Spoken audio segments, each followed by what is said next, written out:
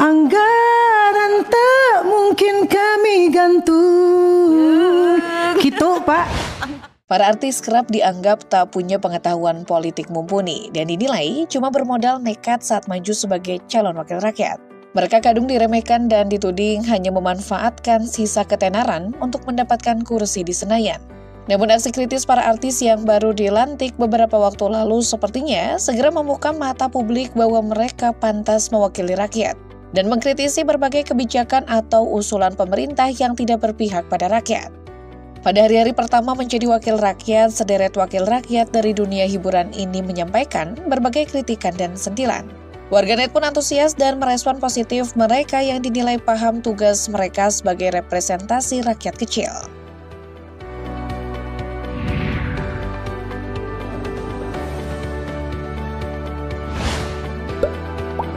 Farel Bramasta terlihat hadir dalam rapat Komisi 10 dengan Menteri Pemuda dan Olahraga atau Menpora di Kompleks Parlemen Senayan, Jakarta pada awal November 2024 lalu. Kader Partai Amanat Nasional atau PAN ini memang merupakan anggota Komisi 10 yang mengurusi bidang pendidikan, olahraga, dan riset. Rapat tersebut membahas naturalisasi pemain sepak bola Timnas Indonesia, yaitu Kevin Dix, Noah Leotomu, dan Estela Lopati. Saat giliran berbicara, anak artis senior Vena Melinda itu sudah menarik atensi oleh kemampuan public speaking-nya yang memikat. Pertama, Farel memperkenalkan diri terlebih dahulu kepada jajaran Kemenpora dan Sekjen PSSI. Farel juga mengucapkan selamat datang dalam bahasa Inggris kepada dua calon pemain naturalisasi yang hadir secara daring. Senator 28 tahun itu terlihat begitu lancar dan fasih berbahasa Inggris kepada dua calon pemain naturalisasi. Selain itu, Farel juga terlihat all out menanggapi pemaparan yang diberikan oleh Menpora Dito Aritejo. Dia awalnya memuji target jangka pendek dan jangka panjang Menpora dan PSSI.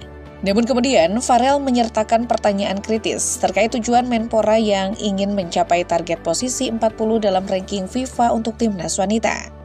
Anggota DPR Dapil 7 Jawa Barat itu tak lupa menyebut fakta jika saat ini peringkat timnas wanita berada di ranking 104 dunia.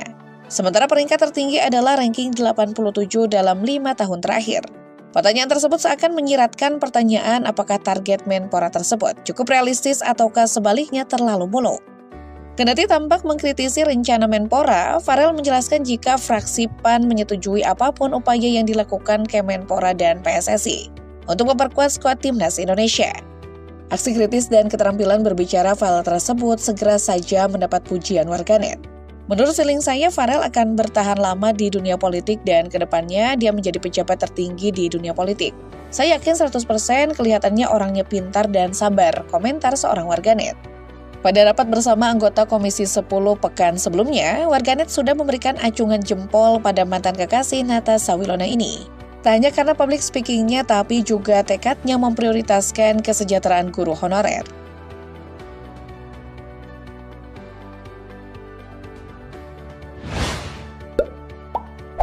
Sama seperti Farel Bramasta, musisi pecinta lagu hits Melly Goeslaw juga masuk dalam Komisi 10 DPR RI. Ia pun menarik perhatian publik tak kalah berani menyentil ketidakjelasan anggaran pendidikan saat rapat dengar pendapat anggota Komisi 10 dengan Kementerian Pendidikan Dasar dan Menengah atau Dikdasmen. Bukan dengan public speaking-nya seperti Farel, namun kader Partai Demokrat Indonesia Perjuangan atau PDIP ini malah memilih bernyanyi. Konten saja istri dari musisi Anto Hood itu menarik perhatian publik setelah menyampaikan kritik kepada Menteri Dikdasmen, Abdul Mukti, melalui lagu ciptaannya yang berjudul Gantung. Momen ini membuat suasana rapat menjadi riuh. Senator dari Dapil 1 Jawa Barat ini menyanyikan lagu Gantung ciptaannya sendiri secara kreatif. Ia mengubah liriknya untuk menyinggung masalah anggaran.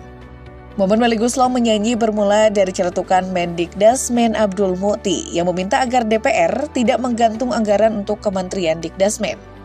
Karena ada Melly Goeslaw di sini, kami minta agar anggaran ini jangan digantung sesuai lagu beliau. Jangan kau gantung cintaku, ucap Mendikdasmen di rapat tersebut. Melly pun diminta untuk menyanyikan lagu Gantung karena telah disebut oleh Mendikdasmen. Dengan cepat Melly merespon dan mengubah liriknya menjadi, jangan sampai kami gantung semua anggaran memberi harapan. Sabar jika semuanya beres, anggaran tak mungkin kami gantung, ucapnya dengan melodi lagu yang dirilis pada 2006 silam tersebut. Para peserta rapat bertepuk tangan meriah usai Melly menyanyikan lagu tersebut. Para menteri juga tampak tersenyum mengapresiasi.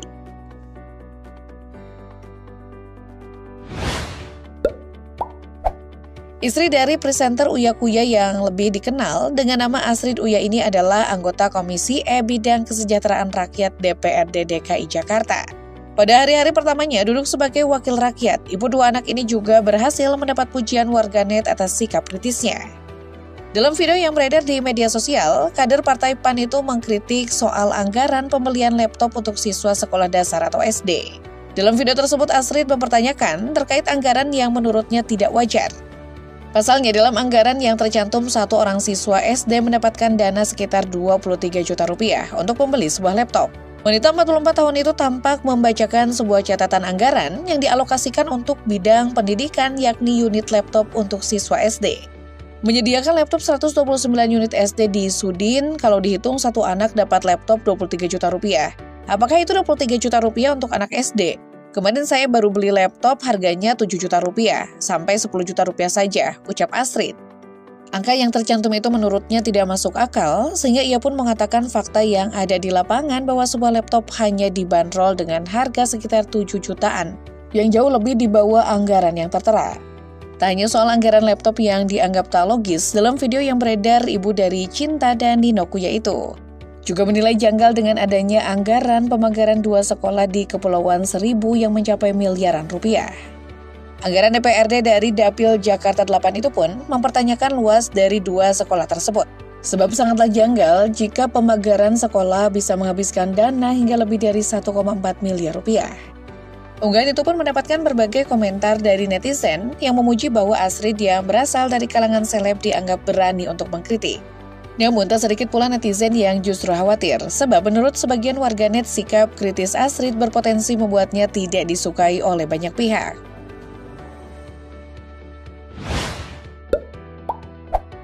Seakan tak ingin kalah dari sang istri, anggota Komisi 9 DPR RI Surya Hutama alias Uya Kuya juga menyampaikan pendapat kritisnya terkait gonjang-ganjing skincare overklaim dan berbahaya yang tengah marak di media sosial. Hal itu ia sampaikan saat melakukan rapat dengar pendapat antara anggota komisi yang membidangi lingkup kesehatan, Ketenagakerjaan dan Jaminan Sosial tersebut dengan Kepala BPOM di Gedung Nusantara 1 DPR RI.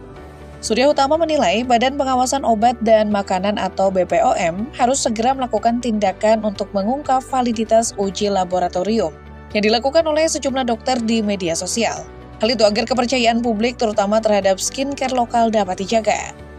Kader PAN ini sebelumnya menyinggung sosok dokter detektif atau doktif yang gemar membuat konten mengenai uji laboratorium mandiri terhadap beberapa brand skincare yang melakukan hal tersebut untuk mengecek jumlah persentase kandungan bahan tertentu yang ada pada produk skincare. Kita hargai mereka ini adalah sebagai kontrol publik terhadap kebijakan publik yang ada.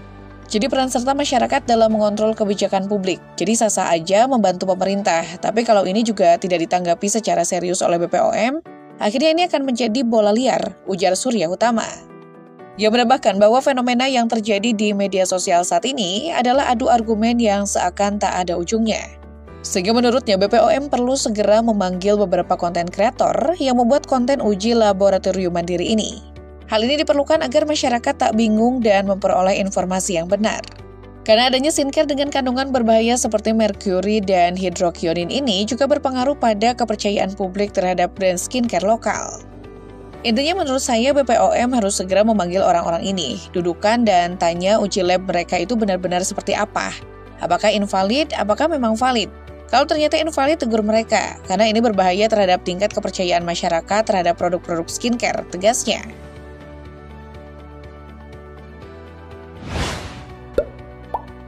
Penyanyi Nafa Urba yang juga berada di Komisi 9 bersama Uya Kuya turut menyoroti polemik skincare overklaim yang dianggap merugikan masyarakat.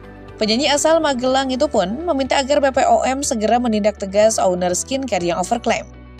Saya rasa itu menjadi isu yang sedang heboh-hebohnya saat ini, tapi mungkin belum ada tindakan secara konkret yang dilakukan oleh BPOM terkait skincare overklaim, ungkap Nafa dalam rapat bersama BPOM. Namun pernyataan panjang dari Nafa tersebut justru tidak mendapatkan jawaban yang memuaskan dari BPOM. Menurut Nafa, BPOM tidak memberikan jawaban secara konkret. Seperti halnya BPOM harus segera melakukan tindakan untuk mengungkap validitas uji laboratorium yang dilakukan. untuk menjaga kepercayaan publik terhadap skincare lokal.